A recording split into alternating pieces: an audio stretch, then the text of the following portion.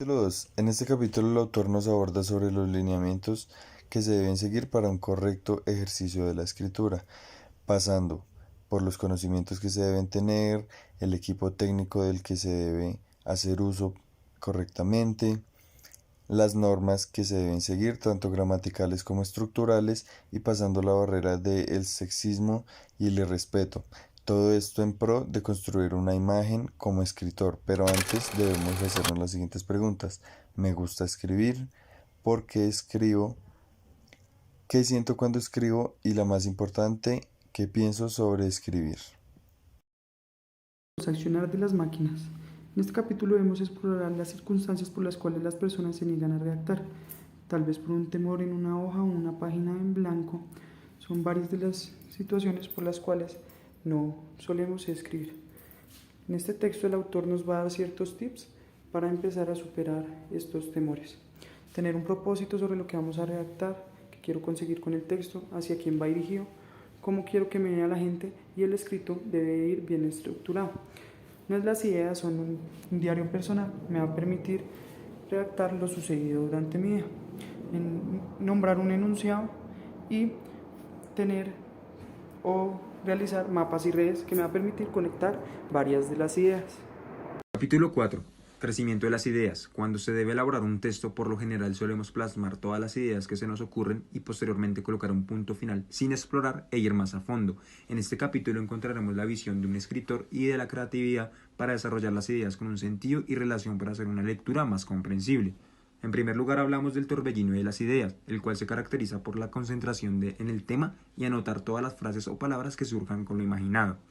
En segundo lugar, aparece la exploración del tema, apasionarse por la investigación o algo que nos permita descubrir aspectos a considerar que sean importantes para el tema, cuestión como el definir, comparar, abordar, ver causas y efectos para argumentar. En tercer lugar, comprendemos el uso y selección de palabras claves, ya que pueden aportar ideas nuevas o funcionan como llaves que abren puertas a nuevos conceptos. Capítulo número 5. Cajones y archivadores. La selección de todas las ideas que están en la mente deben ser ordenadas en un borrador para después llegar a una revisión global. Este capítulo nos habla sobre la estructura de texto y los recursos para ayudarnos a elaborar, dividido en categorías de organización de ideas como los esquemas decimales, los cuales siguen un orden en la formulación jerárquica de las partes del trabajo, y los mapas conceptuales, que son ideas para desarrollar un pensamiento lógico, simplificar ideas complejas y contextualizar ideas específicas dentro de temas más grandes.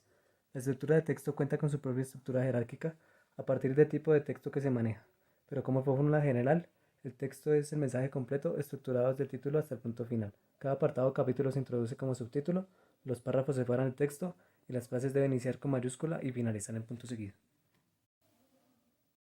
Capítulo 6. Párrafos.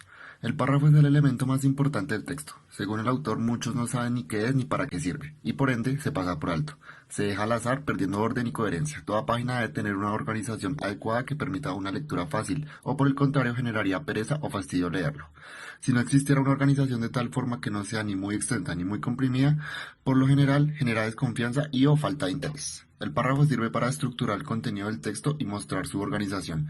No debe emplearse de manera incorrecta para entorpecer la lectura. En resumen, una definición bastante completa acerca del párrafo es conjunto de frases relacionadas que desarrollan un único tema, unidad intermedia con valor gráfico y significativo.